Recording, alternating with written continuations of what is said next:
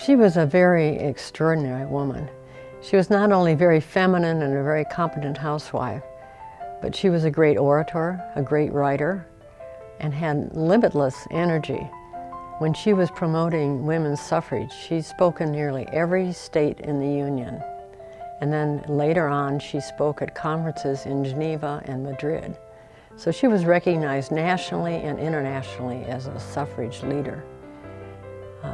She also was very effective in her first year.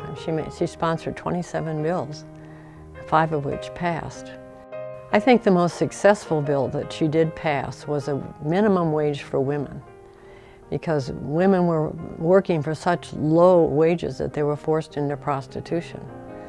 And her minimum wage bill set up a floor to be designated by a commission for women and children.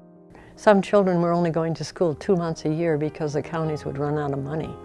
So she forced them to expand it to 6 months a year and to give the teachers at least $50 a month. She believed in women putting themselves forward. And she had encouragement from a lot of other women. She was an excellent orator. She could be heard in a crowd, probably a little bit like Mother Jones, who could raise the dead with her voice. In those days, without microphones and amplification, you had to have a big voice to be heard. And during the Ludlow massacre response at the Capitol, she stood on the steps in the rotunda and spoke to 1,000 women. So that takes a powerful voice and also some skill in speaking. They called her Mrs. Senator Robinson because there was a man who was also named Robinson, and that was the Senator Robinson, so she was Mrs. Senator Robinson.